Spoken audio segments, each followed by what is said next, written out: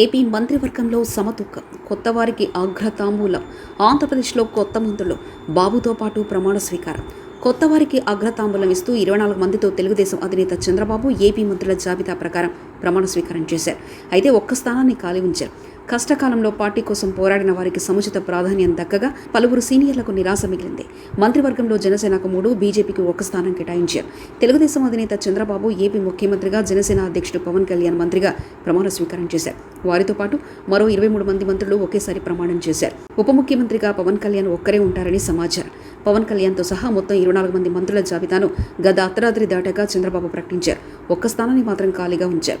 చంద్రబాబు, పవన్ కళ్యాణ్, నారా లోకేష్తో పాటు Atchannaidu, Kollu Ravindra, Nadendla Manohar, P Narayana, Vangalapudi Anitha, Satyakumar Yadav, Nimmala Ramanaidu, NMD Farooq, Anam Ramanarayana Reddy, Payyavula Keshav, Anagani Satyaprasad, Kolusu Parthasarathy, Dola Bala Veeranjaneya Swamy, Gottipati Ravi, Kandula Durgesh, Gummadi Sandhyarani, BC Janardhan Reddy, TG Bharath, S Savitha, Vasamsetti Subhash, Kondapalli Srinivas, Mandipalli Ramprasad రెడ్డికి మంత్రివర్గంలో చోటు లభించింది.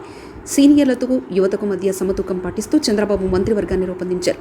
17 మంది కొత్త వారికి అవకాశం కల్పించగా 3 మహిళలకు చోటు లభించింది. 8 మంది బీసీలు, 2 ఎస్సీలు, ఎస్సీ నుంచి ఒకరికి, ముస్లిం మైనార్టీల నుండి ఒకరికి, వైశ్యుల నుంచి ఒకరికి అవకాశం దక్కింది.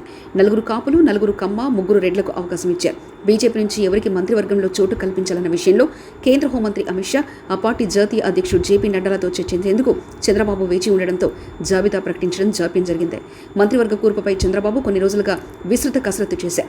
సామాజిక వర్గాలు, ప్రాంతాలు, వివిధ వర్గాల ఆకాంక్షల మధ్య సమతూకం పాటిస్తూ చంద్రబాబు నాయుడు మంత్రివర్గాన్ని సిద్ధం చేశారు. టీడీపీ నుంచి పార్టీ జాతీయ ప్రధాన కార్యదర్శి నారా లోకేష్ మంత్రివర్గంలో చేరారు. ఆనం రామనారాయణ రెడ్డి, కొలుసు పార్థసారథులకు ఇచ్చిన హామీలు నిలబెట్టుకున్నారు. పార్టీ కష్టకాలంలో పోరాట పందాలో ఉన్న అచ్చెన్నాయుడు, అనగాని సత్యప్రసాద్, గొట్టిపాటి రవి, నిమ్మల రామనాయుడు, బీసీ జనార్దన్ రెడ్డి, కొల్లు రవీంద్ర, సి నారాయణ, బాల వీరాంజనేయ స్వామి, వంగలపూడి అనిత వంటి వారికి ప్రాధాన్యత ఇచ్చారు. మొత్తం జాబితాను పరిశీలిస్తే 10 మంది తొలిసారి గెలిచిన ఎమ్మెల్యేలకు మంత్రివర్గంలో చోటు లభించింది. వారిలో పవన్ కళ్యాణ్, నారా లోకేష్తో సహా మండిపల్లి రాంప్రసాద్ రెడ్డి, వాసంశెట్టి సుభాష్, టీజీ భరత్, ఎస్ సవిత, కందుల దుర్గేష్, సత్యకుమార్ యాదవ్, కొండపల్లి శ్రీనివాస్, గుమ్మడి సంధ్యారాణి ఉన్నారు. పయ్యావుల కేశవ్, అనగాని సత్యప్రసాద్, నిమ్మల రామనాయుడు, వంగలపూడి అనిత, నాదెండ్ల మనోహర్, డోలా బాల వీరాంజనేయ స్వామి, గొట్టిపాటి రవి, బీసీ జనార్దన్ రెడ్డి 8 మంది పలుమార్లు ఎమ్మెల్యేగా గెలిచి మొదటిసారి మంత్రివర్గంలో చోటు దక్కించుకున్నారు. అచ్చెన్నాయుడు, కొల్లి రవీంద్ర, పి నారాయణ, ఎన్ఎండి ఫరూక్, ఆనం రామనారాయణ రెడ్డి, కొలుసు పార్థసారథి గతంలో మంత్రులుగా చేశారు.